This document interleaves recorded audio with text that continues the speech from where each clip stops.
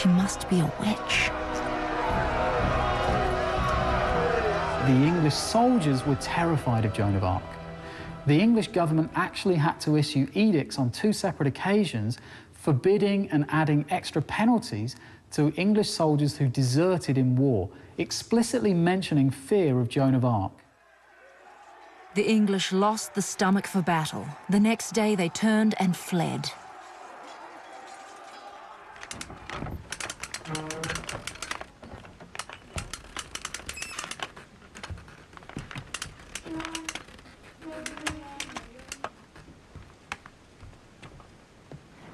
But it wasn't to be a one-off. Joan cut through the English with all the power of this giant crossbow. Many cities simply gave up as Joan cleared the way for the Dauphin to be crowned at Reims. Joan's army won battles at Jageau, Meun, Beaugency and Patay.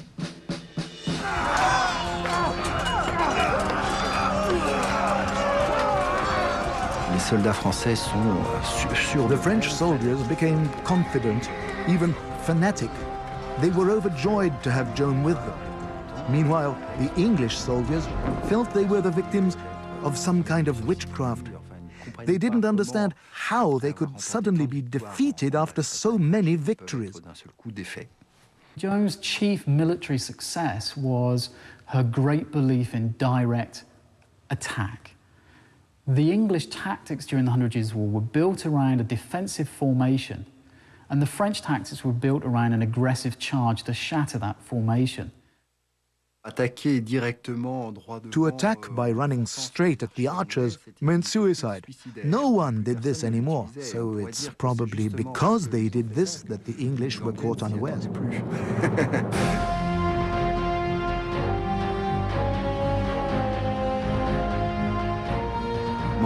It was said that before Joan, 1 English soldier was worth 5 French soldiers, but afterwards, 3 French soldiers could defeat the whole British army.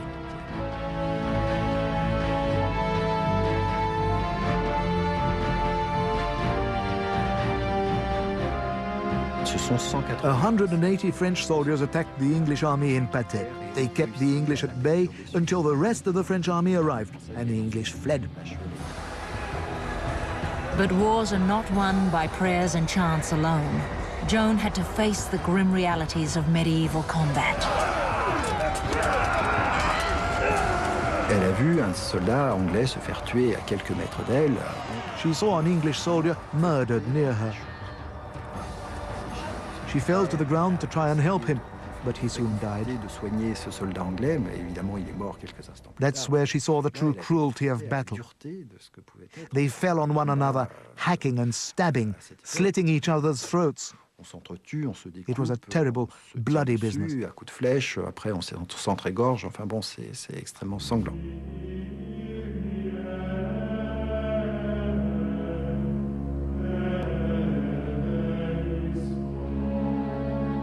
Blood, sweat and prayers littered Joan's road to this place, Reims Cathedral, where she finally saw her Dauphin crowned king on July 17, 1429.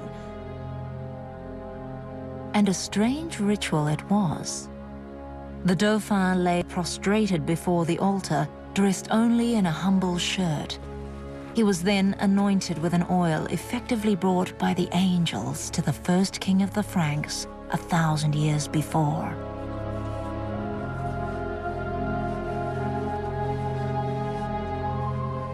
Joan's voices had been obeyed.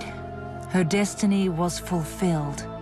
Orleans had been taken and Charles had been crowned.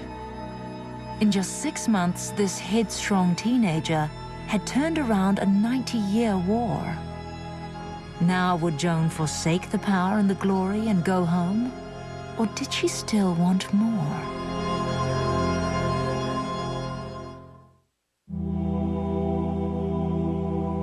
July 1429. Joan was at her peak. Still only 17, she had accomplished both of the goals set out for her by her visions. She had lifted the siege at Orleans and seen Charles crowned King of France. Vive le roi!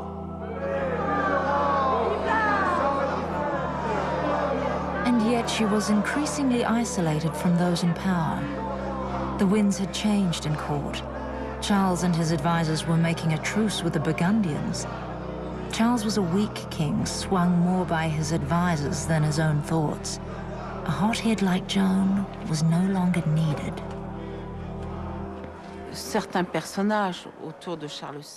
members of Charles' court were very disappointed that Joan managed to have the king crowned in Reims. It wasn't in their interest that things work out that way. They wanted to keep on dominating Charles. So it bothered them that he had actually become the King of France. Joan also had enemies at the court of the Dauphin, a faction who realised that to win the war against England, they first had to reconcile with the Burgundians. And to reconcile and make peace with the Burgundians, they firstly had to get Joan of Arc out of the way, because she declared that her mission was to fight, but only through diplomacy would the Burgundians be won back to the Dauphin's side. The Hawks, led by Joan of Arc and by Alençon, clearly wanted to drive north into Normandy and to the heartland of their English and Burgundian enemies, and in particular to attack the city of Paris, the capital of France and therefore the keystone of any great victory against their enemies. Meanwhile, Charles was scared that he wouldn't rise to the challenge.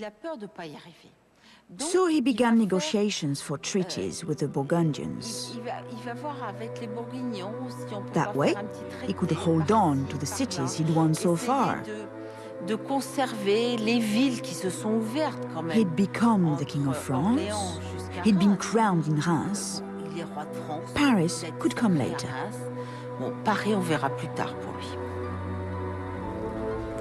Joan's voices had not told her what to do after the coronation. Confused, she grew depressed and frustrated at the king's diplomatic niceties, his talk of truces and his orders to wait. Joan had had enough. On September 8th, 1429, she decided to attack Paris without the king's approval. Joan wanted a full-on battle to drive the English out decisively.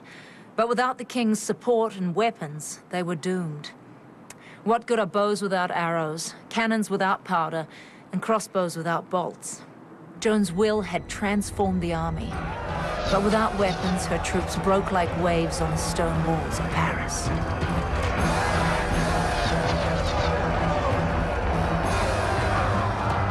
Joan was defeated in Paris and then failed again at Chartres-sur-Loire. But still there were men who would follow her.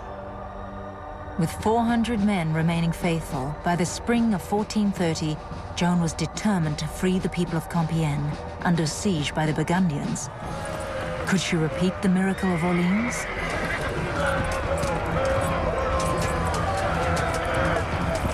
Cut off from her troops, Joan was dragged from the horse by her luxurious surcoat. Some say it was a case of pride coming before a fall. Like any 18-year-old girl, Joan loved fashionable clothes, and this was the hottest thing going that year. But Joan's beautiful clothes led directly to her capture.